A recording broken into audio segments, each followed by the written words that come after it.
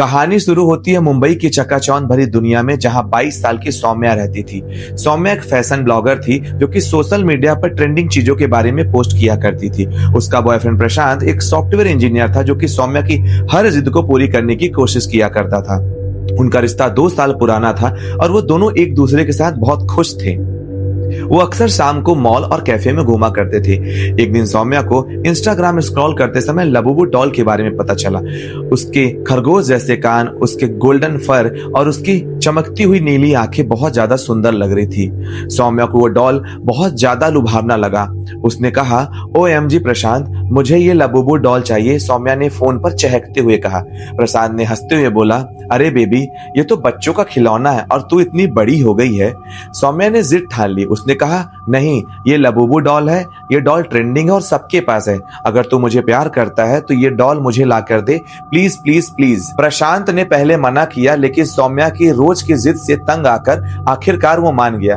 अगले वीकेंड वे एक बड़े मॉल पे गए जहाँ एक सेकेंड हैंड टॉय शॉप थी। वहाँ पुरानी लेकिन आकर्षक चीजें मिल रही थी। सौम्या की नजर सीधे लबुबू डॉल पर पड़ी। वो डॉल पुरानी थी लेकिन सुंदर लग रही थी। सौम्या ने कहा, यही डॉल मुझे चाहिए। दुकानदार ने सौम्या को देख के मुस्कुराया। उसने कहा, ये डॉल स्पेशल है मैम, चीन से आई है।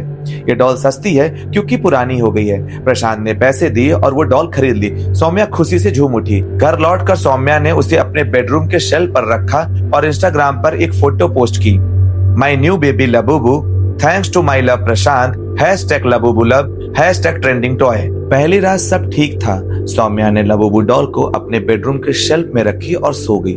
रात में सौम्या को सोते समय किसी की फुसफुसाहट की आवाज सुनाई दी।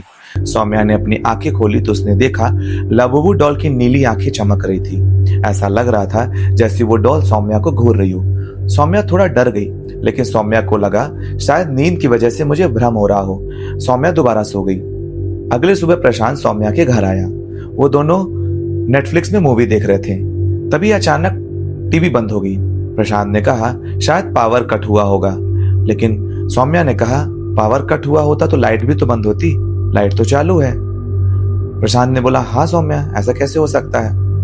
प्रशांत ने बोला, रुको मैं टीवी को चेक करता हूँ, शायद कनेक्शन में कोई प्रॉब्लम हो। प्रशांत जैसे ही उठकर टीवी चेक करने जाता है, एक भारी फोटो फ्रेम प्रशांत के सामने गिरती है। अगर प्रशांत थोड़ी सेकंड पहले वहां से नहीं हटता तो वो फ्रेम प्रशांत के सर पे गिरता और प्रशांत का सर फट जाता। प्रशांत को थोड़ा अजीब लगा कि ये क्या हो रहा है, लेकिन प्रशांत ने इस बात को नजरअंदाज किया और वो लोग दोबारा मूवी देखने लग गए। अगले कुछ दिन बहुत अजीब थे। सौम्या बाथरूम में थी, तभी उसे उसके दरवाजे में किसी की खटखटाहट की आवाज सुनाई दी। वो बाहर आई तो उसने देखा कि लबुबू डॉल उसके बेड पर रखी हुई थी, लेकिन लबुबू डॉल तो शेल्फ में रखी हुई थी। मैंने तो नहीं छुआ। सौम्या डर गई, लेकिन सौम्या को लगा मेरे अलावा मेरे कमरे में कोई रहता तो है नहीं। हो सकता है मैंने ही लबुबू डॉल को उठाकर बेड पर रखा हो और मैं भूल गई हूँ। सौम्या ने इस बात को नजरअंदाज किया और वो अपने काम पर लग गई। रात को सौम्या जब सो रही थी, उसे एक अजीब सपना आया। उसे सपना आया कि लबुबू डॉल जीवित है और वो कह रही है, तूने मुझे चुना, अब तू मेरी है। अगले सुबह सौम्या ने प्रशांत को फोन किया। उसने कहा, ये डॉल बहुत अजीब है। प्रशांत ने हंसते हुए कहा, आजकल तुम बहुत ज्यादा हॉरर मूवी देख रही हो, इसलिए तुम्हारा वहम होगा, लेकिन मैं शाम को आता हूँ। शाम को प्रशांत और सौम्या कमरे में बैठकर बात कर रहे थे। तभी कमरे की लाइटें अपने आप टिमटिमाने लगी। लबुबू डॉल की आंखें हिली। ऐसा लग रहा था जैसे लबुबू डॉल उन दोनों को ही घूर रही हो। प्रशांत चौंक गया। अरे ये क्या था? प्रशांत उठकर लबुबू डॉल के पास जाता ही है, तभी अचानक छत से एक पंखा उसके सामने तेजी से गिरता है। प्रशांत बाल बाल बचता है। सौम्या चीखती है, देखा, मैंने कहा था ना ये डॉल हॉन्टेड है। प्रशांत ने उस डॉल को छुआ। वो डॉल बिल्कुल बर्फ जैसी ठंडी थी। प्रशांत ने उस डॉल को किचन के डस्टबिन में डाल दिया और दोनों सोने चले गए। रात को जब वो सो रहे थे, तभी उन्हें किसी की हंसने की आवाज सुनाई दी।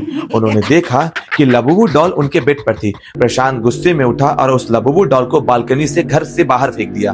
अगली सुबह जब वो सोकर उठते हैं तो वो क्या देखते हैं कि लबुबू डॉल फिर उनके बेड पर थी। सौम्या ने इंटरनेट पर सर्च किया हॉन्टेड लबुबू डॉल। उसमें उसे एक कहानी मिली।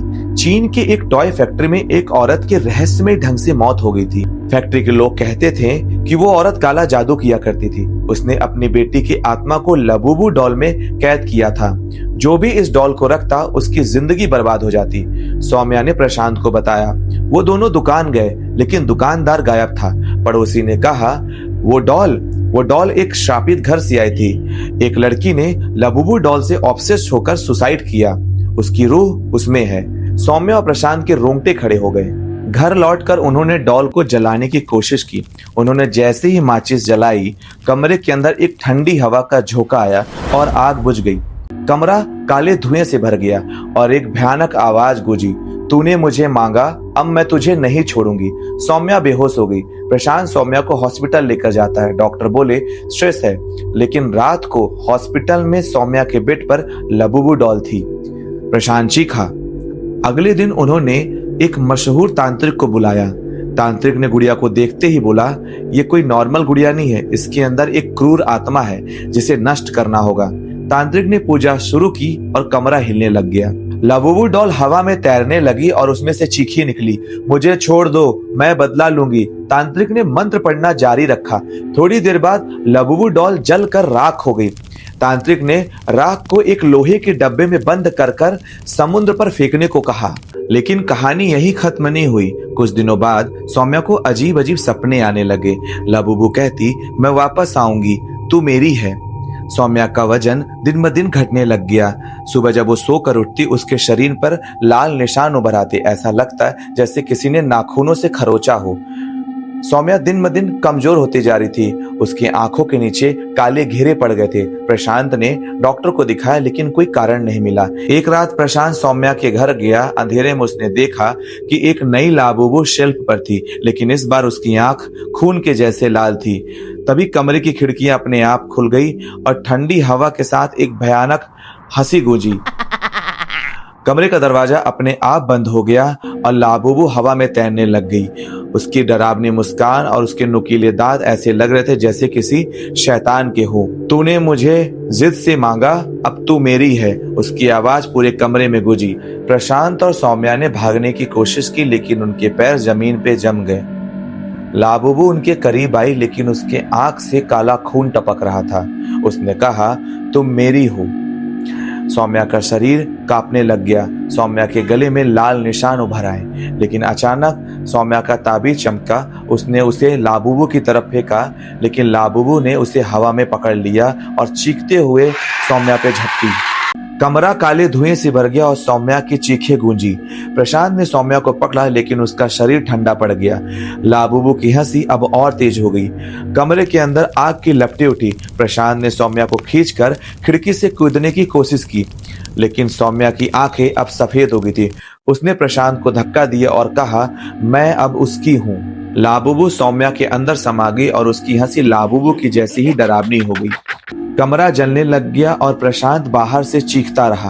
पीछे देखा तो सौम्या लाबुबू को गले लगाए आग में खड़ी थी और उसकी आंखों से काला खून बह रहा था। एक आखिरी चीख के साथ दोनों गायब हो गए और घर राख में बदल गया। अगली सुबह प्रशांत ने उस जगह को छोड़ दिया, लेकिन सौम्या का फोन प्रशांत के पास था। उसने इंस्टाग्राम खोला तो उसमें एक नई पोस्ट थी, सौम्या की सेल्फी जिसमें उसने लाबुबू को पकड़ा हुआ था, लेकिन उसकी आंखें लाल थी। कैप्शन था, मैं वापस आऊंगी, #लाबुबू फॉरएवर। क्या सौम्या अब लाबुबू बन गई? क्या सौम्या की आत्मा लाबुबू की कैद में हो गई? गाइस, अगर कहानी पसंद आए तो लाइक, कमेंट, सब्सक्राइब जरूर करिएगा। बेल आइकन दबाना ना भूलिएगा ताकि ऐसी भयानक कहानियां मिस ना हो। अगर आपके पास भी ऐसी कोई कहानी है तो डिस्प्ले पे दिए गए मेल पर मुझे मेल करें। हो सकता है मैं अगली वीडियो आपकी कहानी पर बनाऊं। जल्दी मिलते हैं अगली वीडियो के साथ। Thank you so much.